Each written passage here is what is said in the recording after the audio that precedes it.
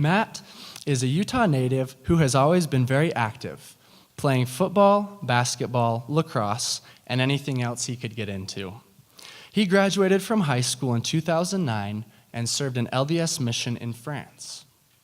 He officially became an Aggie in 2012 and a true Aggie shortly after that.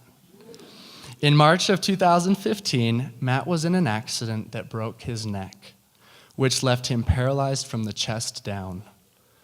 But he hasn't let that slow him down.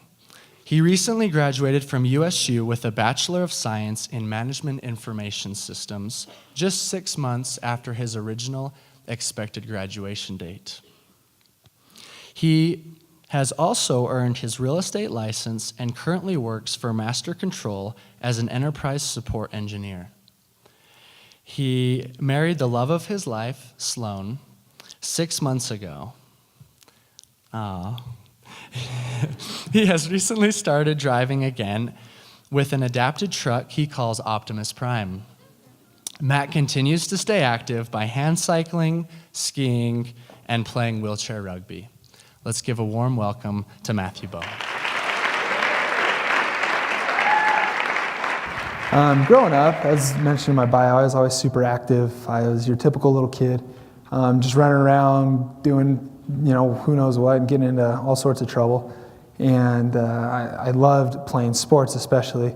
I did everything that I could, and especially loved lacrosse. Actually, I got into that in high school, and I loved it because it combines the fast-paced aspect of soccer and basketball and the physical aspect of football, and you also get to hit people with sticks, so that's a pretty fun part of it. I started, like I said, I started at Utah State in 2012. I had really no idea what I wanted to study, so I decided that I'd just have some fun while I figured it out.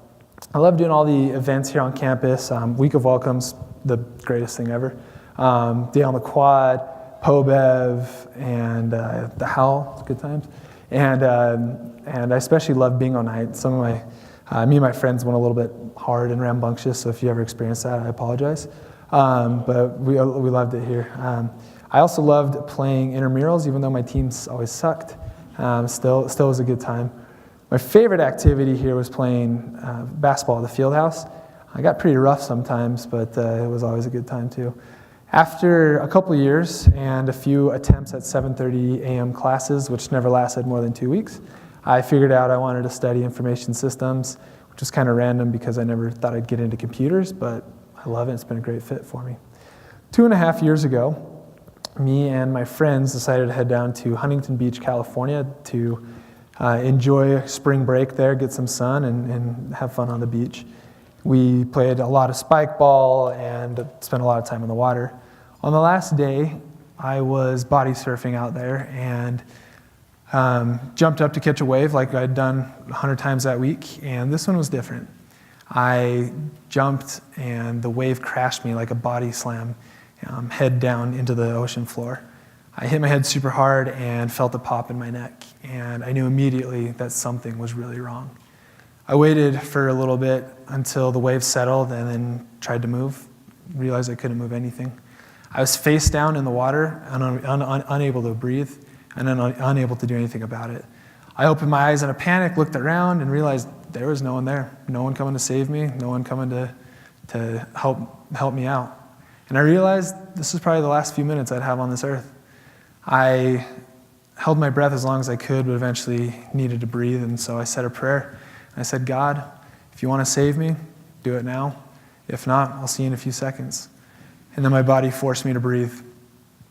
I was flipped over shortly after that by one of the friends I was body surfing with, and I told him, looked up at him, I said, I'm dead. And he said, no, you're not dead, you're okay. And I said, well, I'm paralyzed. And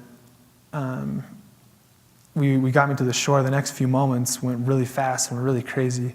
A lot of people crowded around me, and people were asking me a lot of questions.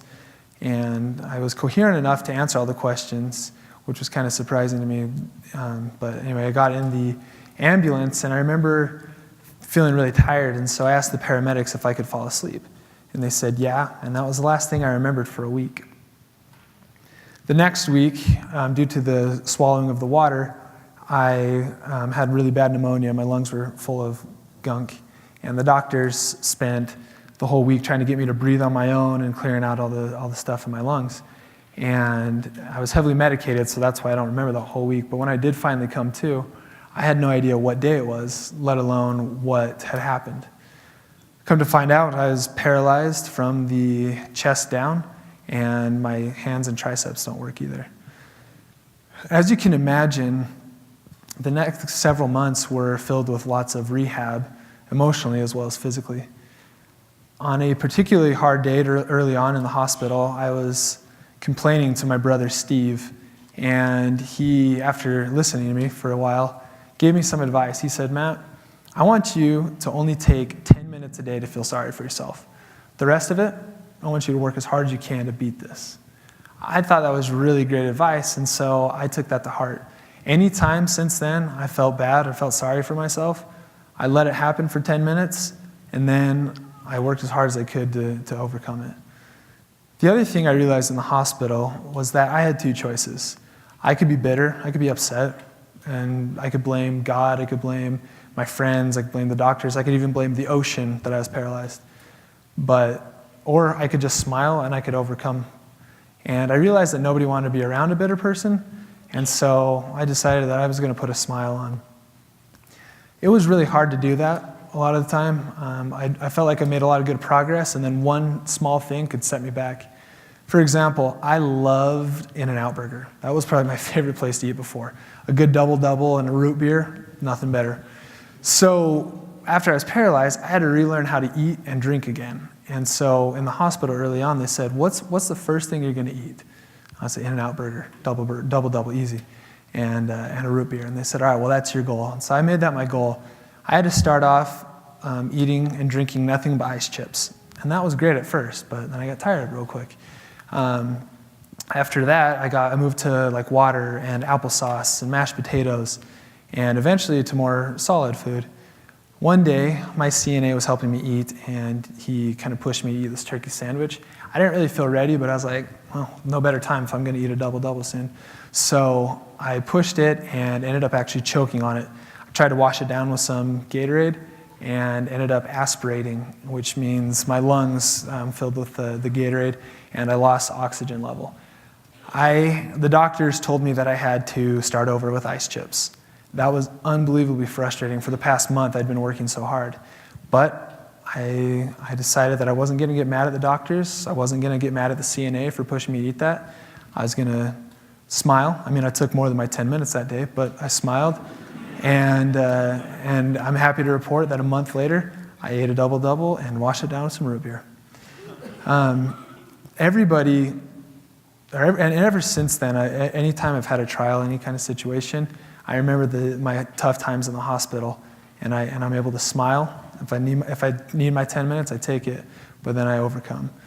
Everybody in this life is always confronted with a choice when they have trials.